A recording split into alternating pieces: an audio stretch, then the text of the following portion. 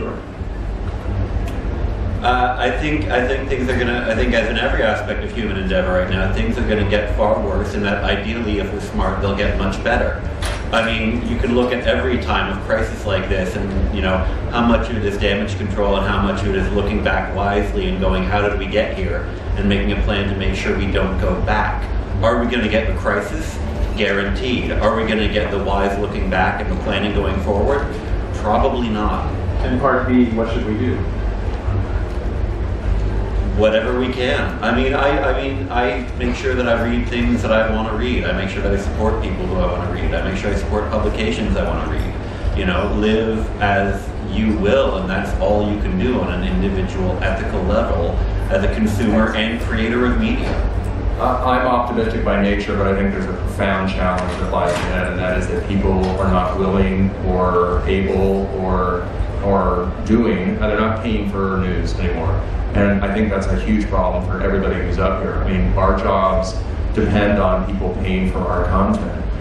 If it's advertisers, if it's subscribers, and if that money goes away, I think we're all in very bad shape. And I think there's a generation of readers, of consumers of news, of music, of movies that are not used to paying for it. And I think that's a huge problem. And until that is solved, or until people realize, and you know, forget about the film business, think about international affairs and politics and war. If people are not paying for news, those stories are not going to get written. So regardless of how it affects Harvey Weinstein, a world in which people are not paying for news and are not news reporters is a very depressing thought.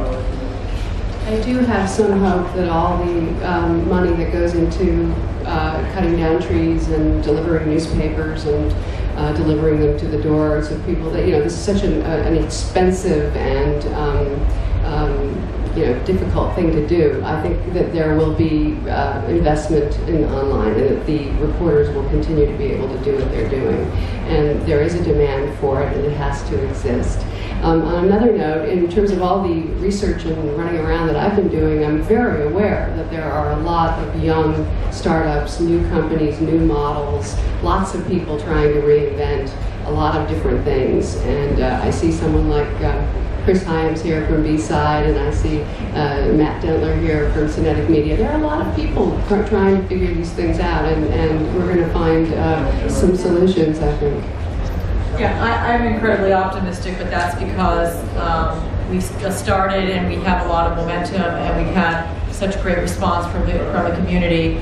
But I do, how do we move forward? I think honestly that more journalists have to be willing to think more proactively about how to pool resources, pull their assets, pull their talent together, and start creating these new models, which is, I mean, I'm speaking what I'm living, and I'm here to tell you that it seems very impossible and daunting, but it's like step by step by step, something has to replace the institutions that are dying, but we have to create those institutions, those new models and those new organizations ourselves, and it can be done. It will not look like the LA Times in 10 years from now. It will look very different. I believe it will look like smaller organizations that are much more nimble and that are much tighter on cost, and I believe that probably fewer people will be able to do professional journalism in the next 20 years, and anybody who wants to do non-professional journalism can already do it. But I think that we have to take our destiny into our own hands if we want journalism to survive. That's what. But from my perspective, I'm optimistic about that. I don't know if anybody will ever want to buy journalism again, but I'm pretty sure people will continue to want to buy things. And if I can, just help them figure out which movies are a better bet for them to buy, I'll be happy. I want to thank everyone for attending this panel, and I specifically want to thank each of the journalists and writers, critics on this panel for taking time out of their festival to be here with us. Thank you.